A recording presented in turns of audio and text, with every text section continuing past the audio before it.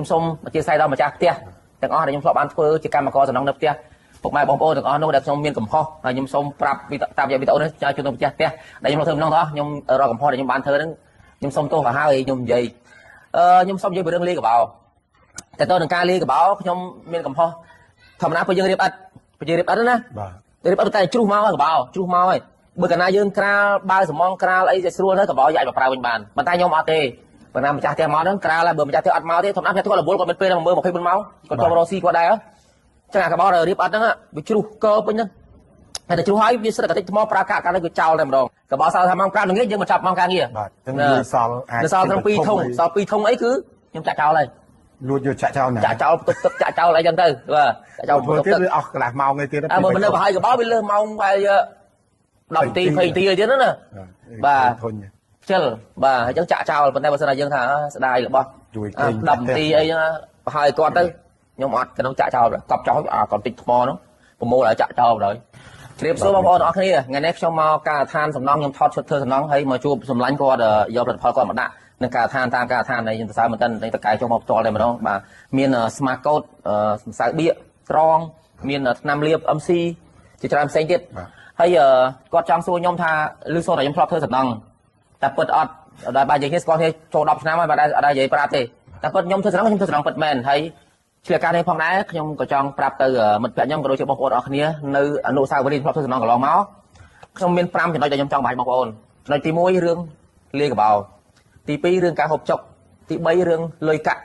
ទី4រឿងស្នេហាទី5រឿងទៅតនឹងម្ចាស់ផ្ទះហើយខ្ញុំសូមលើកវីដេអូទី1ខ្ញុំសូមនិយាយពីរឿងលេខកបោហើយតាមរយៈវីដេអូទី1នេះខ្ញុំសូមអធិស្ឋានដល់ម្ចាស់ផ្ទះទាំងអស់ដែលខ្ញុំធ្លាប់បានធ្វើជាកម្មករសំណងនៅផ្ទះពុកម៉ែបងប្អូនទាំងអស់នោះដែលខ្ញុំមានកំហុសហើយខ្ញុំសូមប្រាប់តាមរយៈវីដេអូនេះជូនទៅម្ចាស់ផ្ទះដែលខ្ញុំធ្វើម្ដងទាំងអស់ខ្ញុំរកកំហុសដែលខ្ញុំបានធ្វើហ្នឹងខ្ញុំសូមទោសទៅហើយខ្ញុំនិយាយខ្ញុំសូមនិយាយពីរឿងលេខកបោតែទៅនឹងការលេខកបោខ្ញុំមានកំហុសធម្មតាពេលយើងរៀបអិតពេលរៀបអិតណាបាទរៀបអិតតែជ្រុះមកកបោជ្រុះមកហើយបើកាលណាយើងក្រាលបើសំងក្រាលអីចេះស្រួលទៅកបោយើងអាចប្រើវិញបានប៉ុន្តែខ្ញុំអត់ទេបើណាម្ចាស់ផ្ទះមកហ្នឹងក្រាលហើយបើម្ចាស់ផ្ទះអត់មកទេធម្មតាផ្ទះគាត់រវល់គាត់មានពេលដល់មើល24ម៉ោងគាត់ចូលរកស៊ីគាត់ដែរចឹងអាកបោរៀបអត់ហ្នឹងវាជ្រុះកើពេញហ្នឹងតែជ្រុះហើយវាស្រិតកតិចថ្មប្រើកាក់កាលនេះគឺចោលតែម្ដងបាទអញ្ចឹងពេលដែលខ្ញុំខ្លាចជាម្ចាស់ផ្ទះខ្លួនឯងបាទពេលដែលខ្ញុំខ្លាចខ្ញុំម្ចាស់ផ្ទះខ្លួនឯងបាទខ្ញុំពេលខ្ញុំធ្វើផ្ទះខ្ញុំហៅជាងមកជាងរៀបអត់ដូចខ្ញុំអញ្ចឹងចាយប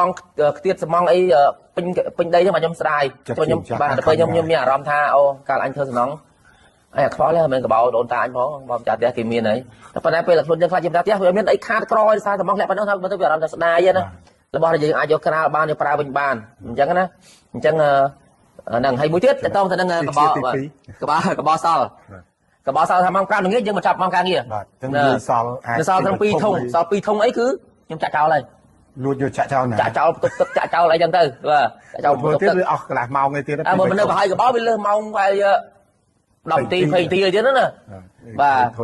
ខ្ជិលបាទអញ្ចឹងចាក់ចោលប៉ុន្តែបើសិនតែយើងថាស្ដាយរបស់ជួយ10នាទីអីចឹងប្រហែលគាត់ទៅខ្ញុំអត់ក្នុងចាក់ចោលកប់ចោលគាត់តិចថ្មនោះប្រមូលឲ្យចាក់ចោលបណ្ដោយលុបបណ្ដោយតែហ្នឹងរឿងកបោហ្នឹងមួយទៀតទៅតនឹងការលេងសំងគេលេងសំងដូចថាយើងលេងសំងដល់ជាន់ទី2ទី3ចឹងទៅដល់ពេលកណាលេងសំងធម្មតាខ្សាច់មកបាវសំងបាវខ្សាច់8ធុងហ្នឹងសម្រាប់រៀបអត់ទេណាប៉ុន្តែខ្ញុំពេលខ្លះខ្សាច់នៅលើមាន6ធុងខ្ជិលមកយក2ធុងទៀតសំងនៅលើបាវនឹងលេងបណ្ដោយចាំលេងបាវខ្សាច់6ធុងលេងទៅវាចាស់វាមានអីទេគាត់ថាវាខាតវាល្មមថាកណាយើងលេងអត់ចំស្តង់ដាវាខាតហើយគុណភាពក៏មិនល្អប្រហែលដែរអញ្ចឹងបានតាក់ទងទៅនឹងអាការលេងកបោនេះមិនថាអូយើងដាក់សំងកាន់តែច្រើនកាន់តែខ្លាំងមែនទេណាលេងដាក់សំងខ្លាំងពេកវាតម្លៃប្រេះអញ្ចឹងវីដេអូនេះខ្ញុំសូមផ្ញើជូនដល់ម្ចាស់ផ្ទះទាំងអស់ដែលគាត់ធ្វើដល់កន្លងមកខ្ញុំសូមអធិស្ឋានហើយសង្ឃឹមថាជាងទាំងអស់ពេលមើលវីដេអូខ្ញុំហើយក៏មានស្នាមញញឹមទៅប្រាប់តាមមានស្នាមញញឹមញញឹមណាអញស្បចឹងដែរចឹងសង្ឃឹមថាវីដេអូនេះនឹងដល់បងប្អូនអរគ្នាហើយវីដេអូទី2ខ្ញុំសូមនិយាយពីរឿងការហូបចុកថាតើការហូបចុករបស់ខ្ញុំនឹងហូបមិនរៃលុយគ្នាម្នាក់អាម៉ានហើយការពេលធ្វើការហត់ហើយពេលដាំស្លមិនហើយពេលហូបយ៉ាងម៉េចខ្ញុំមកទស្សនាបន្តទៀតប៉ុន្តែនៅtrongវីដេអូនេះសម្លាញ់ចង់មានអីនិយាយពីផលិតផលដែលយើងយកមកដាក់ផ្ទះនេះបាទទី1ក៏សូមអរគុណដល់ម្ចាស់គម្រោងដែលមានការជឿទុកចិត្តលើស៊ីម៉ងកែវម៉ាក់ MC ដែលប្រើសម្រាប់បិទការ៉ូ ថ្មម៉ាតនិងថ្មឌីកហើយនឹងម្សៅបៀកជាមួយនឹងថ្នាំលាបហើយបន្ទាប់មកយើងក៏មានឈុតម្សៅរងអញ្ចឹងនៅពេលដែលប្រើមួយឈុតបែបនេះគឺក្រុមហ៊ុនមានលិខិតធានាជូនតែម្ដងបាទតាំងពីការបើកតាំងពីការអីពណ៌ស្លកអីគឺក្រុមហ៊ុន brand MC ហ្នឹងគឺយើងធានាខុសត្រូវលើ brand ហ្នឹងមក បងប្អូនអរគ្នាកុំភ្លេចវីដេអូក្រោយខ្ញុំនឹងនិយាយអំពីការហូបចុកពេលខ្ញុំធ្វើសំណងតើដាំស្លបាញ់ជ្រលនេះគ្នាមិនហើយការស្លអីពេលយើងហត់នឹងស្លគ្នាមិនទស្សនានៅវីដេអូក្រោយ